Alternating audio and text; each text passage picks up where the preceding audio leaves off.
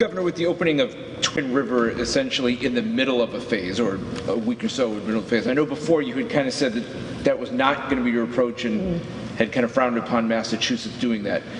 What changed? And also with phase 1 being less than a month and closer to 3 weeks, you keep saying phase 2 could be July 1st. Could that time frame get pushed up to more like July 20th or somewhere in there? Thank you so much for saying that.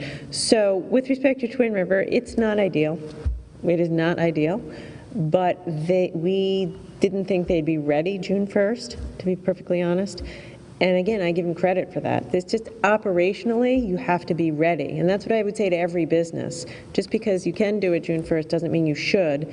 They just needed a little more time to make sure that they could make the changes at the facility in order to, be ready. So anyway, it isn't ideal, and it is possible that they will be off cycle from the perfect phase 1, phase 2.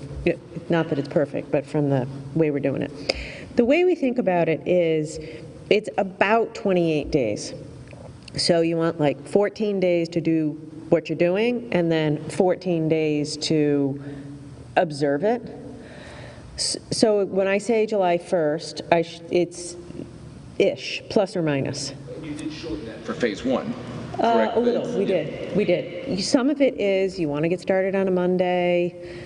There is not a science to this. I'm not going to pretend there's a science to it. It's a guide, which is also, there are other people, actually Dr. Scott could speak to this, there are public health experts who think, 14 days is good, but really you want to be observing for 20 days. Maybe that's even better, which is why I said, if in a week or two we start to see problems, we would have to make changes.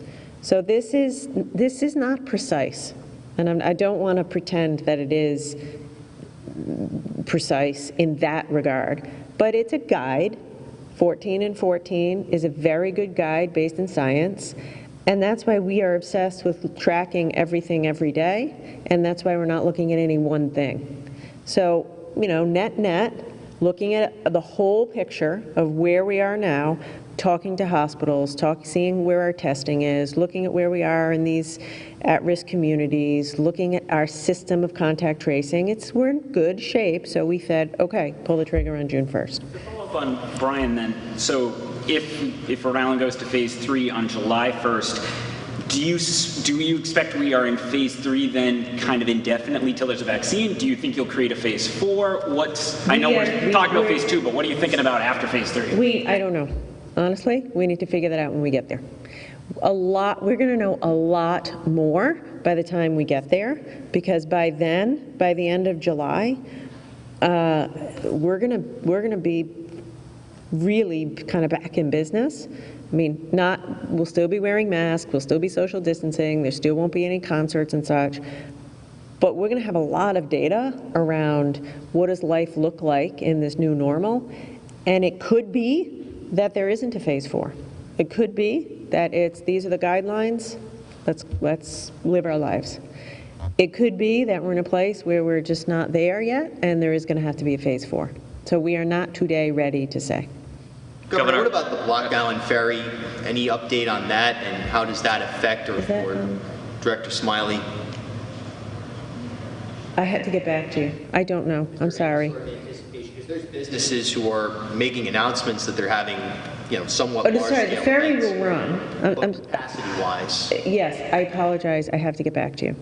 I don't have it off the top of my head, but I owe you that.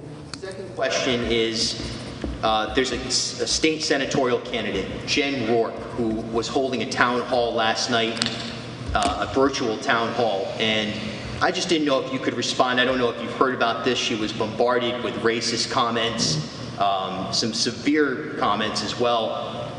Do you have any message to the state about, when we look at what's going on right now in Minnesota? I know we're getting outside of COVID, but any message to the state about this broad inequity and behavior that is creeping up in the midst of the crisis? Yeah. Racism or discrimination of any kind in any way is intolerable, and we need to put a lid on it. So I'm not I don't know what you're talking about around this Senate race, but if there was any racist comments to which you're referring, then that is unacceptable. I don't know what was said, taking you at your word. Stop it. It is wrong, and none of us can tolerate it. What we're seeing, you also referenced what's happening in the Midwest. I mean, it's indescribably horrible. It's hard to watch that video. I watched the whole thing to the end. It is such a wake-up call for every one of us that we have a long way to go in this country to put a lid on racism and discrimination of any kind. And my own personal view is it is a wake-up call for all of us in whatever walk of life we're in. If you're a governor, you can do certain things. If you're just a citizen, you do other things. It's on you to do what you can to stop discrimination and racism in all of its very ugly forms. Governor, with the nursing home decision, can you just take us inside that a little bit? Is that the nursing homes didn't come up with a plan about visitation? For instance, I'm already receiving email, or as a Department of Health, people can go to the Wyatt Detention Center, there's plexiglass, I pick up the phone, you have the phone. Many of these facilities have an outside area. People are desperate. They've been locked down since March. I know. So I'll say a few words, and then I would like the doctor to address it. This is a really tough call, and they are desperate. I hear that. But the situation in our nursing homes is not stable yet where we need it to be. And Wyatt and the ACI and a DCYF group home is different, because the people who are in those facilities are not all high-risk populations. The kids in a DCYF group home or even in Wyatt, not every inmate is in a high-risk category. Everyone who lives in a nursing home is a high-risk category. And I get up here every day and say, 20 more deaths, 20 more deaths, 700 deaths, and majority of these people are in nursing homes. So it was a brutally difficult call. We just don't think it's safe. And the fact of the matter is, we've learned from experience, it's hard to enforce this stuff. So yeah, maybe you're right. Maybe we could have come up with a very limited visitation, which if it were perfectly followed would be safe. But we know that's not what happens. Because when you start it, the temptation is, well, I'll just sneak in, or I'll just go to the window, or I'll just stay a little bit longer, all because we love the people who are in the nursing home. Not because of that, but we just feel that the risk is too high because of the nature of the population and frankly, the workforce. We have to keep them safe. Dr. Scott, you had mentioned that some of them share a communal bathroom or shower. Are you confident that, and again, this is directly from an email of a woman, the mother can't shower due to a communal shower. So are you confident that based on these restrictions, our most vulnerable are receiving the type of care that they deserve? Yeah, I know that the nursing homes and the staff are doing the best they can with this very challenging situation. It is uncomfortable to know about the desire to visit, as the governor said, that people have loved ones.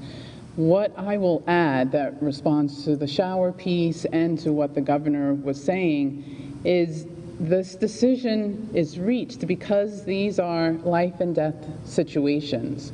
We know that with every additional person that enters the room of a nursing home resident, their risk of acquiring COVID-19 and having a negative outcome, including death, as a result of it, increases.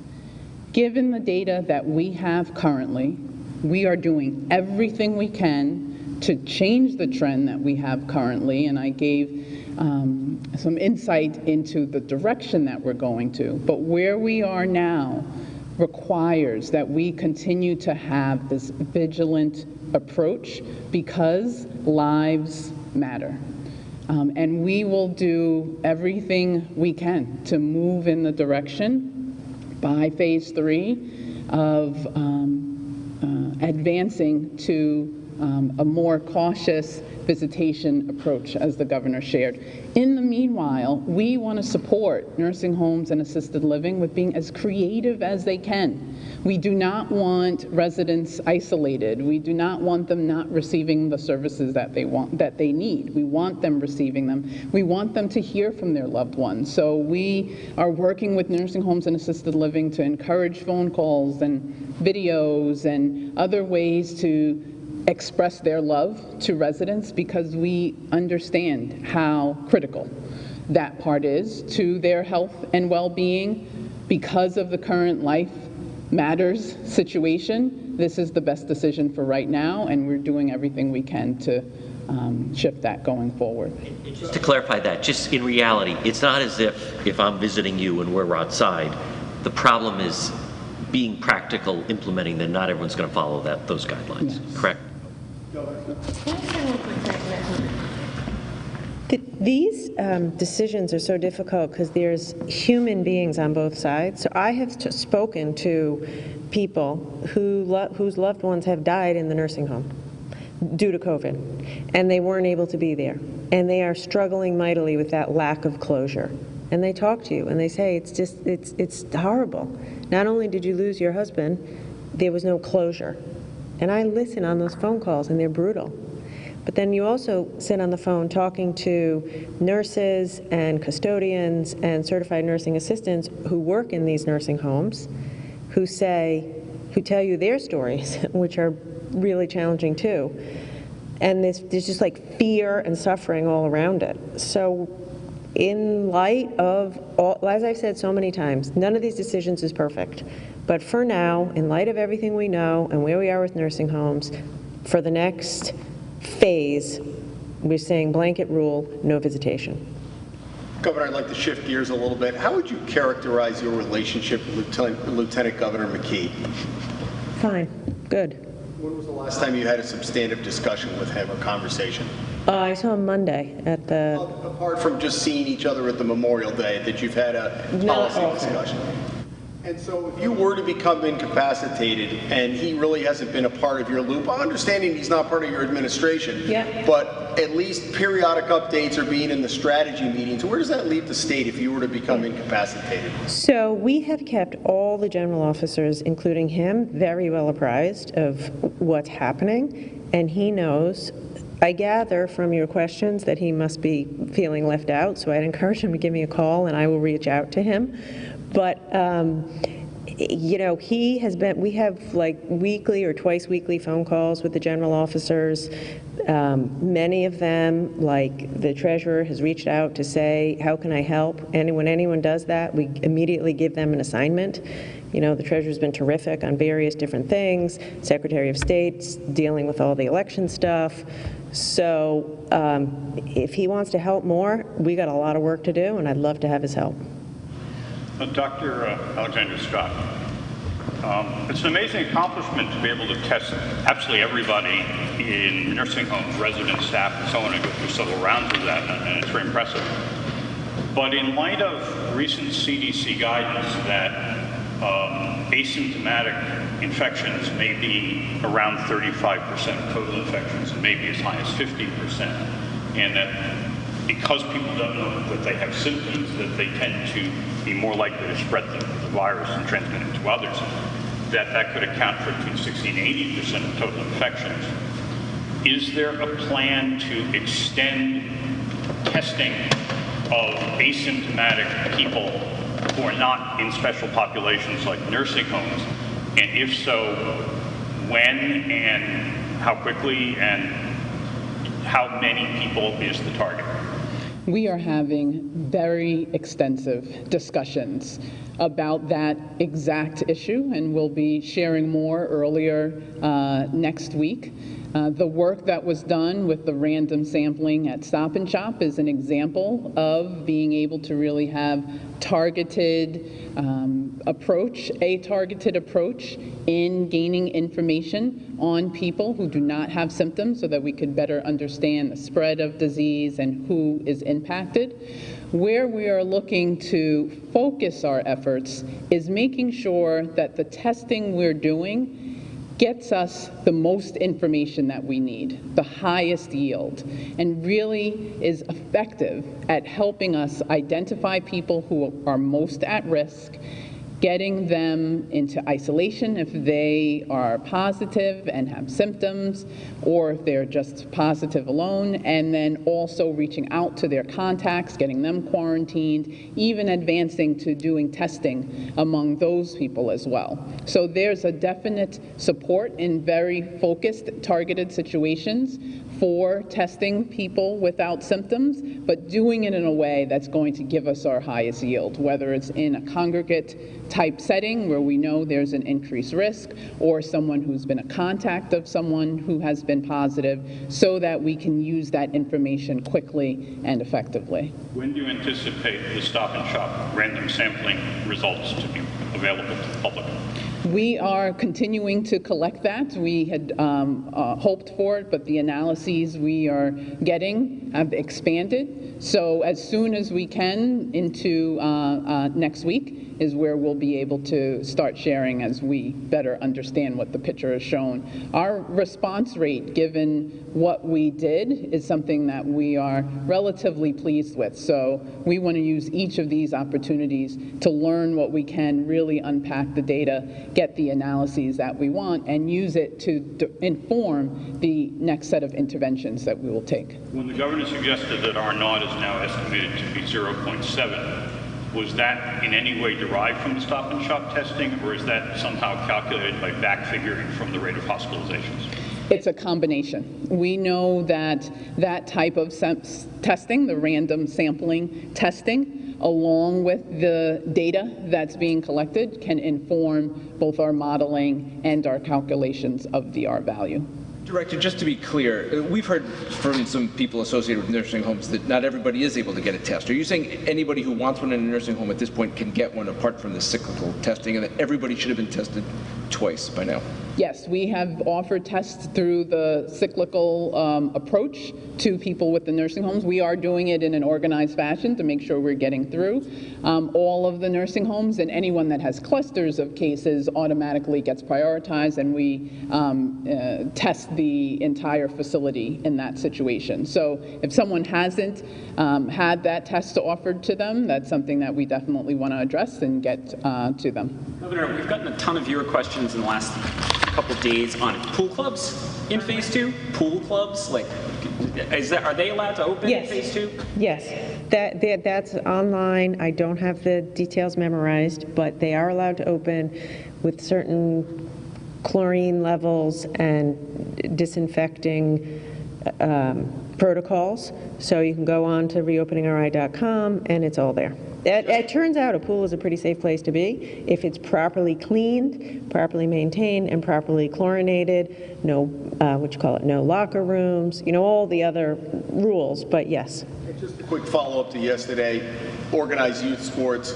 You had said adult, yes, right as you were leaving, that changed. Where, can you clarify that? Can adult softball leagues? Same rules, is not softball leagues though, see, because we can't do the leagues. You have to be in stable groups of 15, so. They can congregate, practice. Yes. But that's not what DEM emailed me, I'm assuming you. Yeah. So just to clarify, yesterday afternoon I had asked about adult recreational sports leagues, and you said yes. I assume the same rules, like you can't play games yet, but you can get together.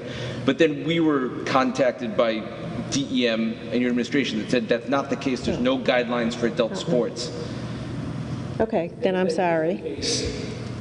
We then got a lot of reactions saying that if the kids can at least get together and practice, why can't grown-ups? Okay, so then I'm sorry, and you'll have to give me like 10 minutes to go square that away, because there's a lot of confusion around the league and such. What I can... 50 softball people waiting to hear this answer. Yes, exactly. Well, I can tell you they can't play in the leagues or competitions, because They got to get out there they and go practice. out there and hit the ball and play and run around, but there's no team-on-team competition, because then the kids can't do that either in phase 1, but they can be in a group of 15 and play. But I apologize. We've gotten out hundreds of pages of regulations this week. That's not an excuse. Give me 10 minutes.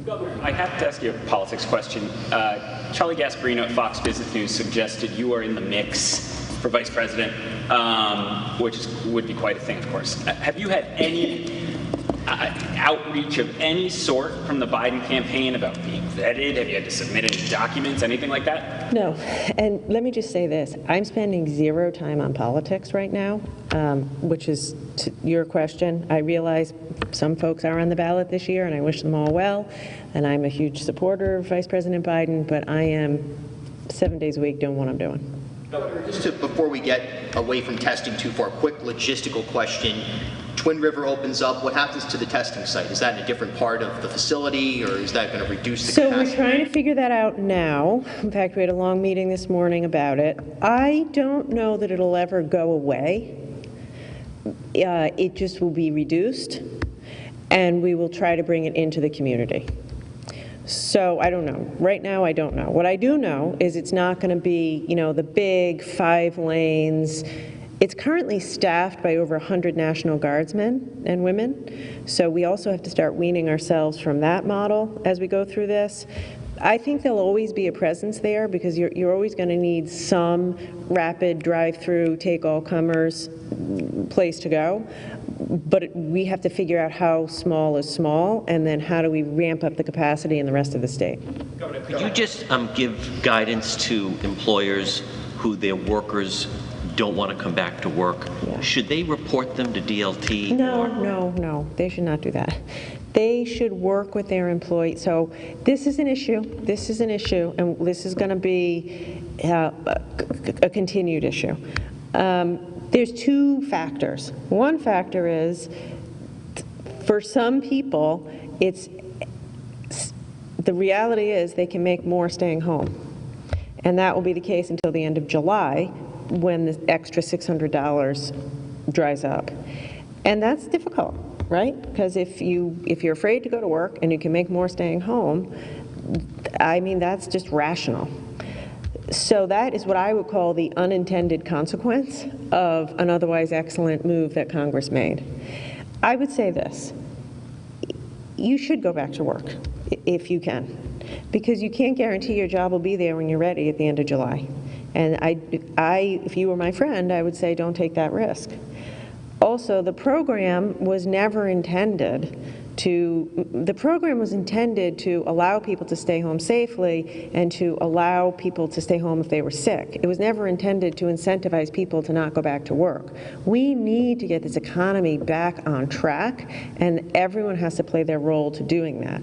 If I were an employer, I have sympathy for employers struggling with this. My best advice to the employer is do everything you can to make your workplace safe. So let your employee work from home. Get creative. If there's any way that you can allow them to work from home, let them work from home. Or maybe come in like once a week. Make sure you promise them they can stay home if they're sick and they'll get paid. Make masks available. That they shouldn't report them to DLT. They should ask themselves, what can we do to make this a safe working environment to get people to come back? Last thing I'll say, because this is a big issue, it's going to take some time. If you look at the experience of, say, China, who's ahead of us in this, what a lot of big companies there are doing is they're inviting employees to come back. And what they've all seen is that in those first few weeks, there's not a lot of takers to the invitation. But then after a few weeks, people get more comfortable and they will come back. And it's especially true if the employer puts a lot of effort into safety. So I would say to the employers, try to be patient, invite people back, give them a few weeks to get comfortable, and I would ask the people of Rhode Island to go back to work. If there's a job waiting for you, please go back and take it. Do you feel safe enough to go back to church this Sunday? Yeah, we're going to go on Saturday. To clarify, in the group home visitation policy, you said there's going to be some easing of the restrictions. I did ironically get a number of emails in the last day or so from families. Yeah, check out Reopening RI today before 5 o'clock. The details will be up there, but we are going to allow visitation with new restrictions. Includes like the GDH homes with Exactly. like folks with developmental disabilities. Also, I also did get a question about senior centers, like, and that I've heard that hasn't been factored in anywhere. I know obviously there's probably some difficulties with that, but I've been asked by a local senior center about if there's any thought to that, because apparently there are some folks who are itching to get back to the senior center. Yeah, we are still working on that. That's a tricky one, and most of those are run by municipalities, but we're still working on it. Governor, Salesforce CEO Mark Benioff was on CNBC last night and credited you for inspiring Salesforce's contact tracing tools. It looks like Massachusetts and California are going to be following using those same types of digital tools. What do you think has made the state's contact tracing tool process stand out so much? That's very kind. I've heard Mark describe that, and it's a charitable description, though I'll appreciate it. The truth of it is, I remember vividly calling him at like 11 o'clock at night, one Friday night, months ago, when I kept looking at this "are not" concept, how many people, and I said, my God, we got to figure out a way to quickly track down all these people. And so I just called him and said, could you help me? Because their platform is perfect for this. And they work for us for free for more than a month. I said to them, we'll be a pilot. I'll experiment with you, innovate with Rhode Island. And if you get something good, you can go to other states. And they've been fantastic. They've given us a ton of pro bono help. We helped them build a fantastic system. And here's the way it works. You get sick, you get a call from the Department of Health. Hi, I'm Gina from the Department of Health. Let's go through all your contacts. I then use the Salesforce system, which makes the contact tracing system fast, accurate, secure, effective.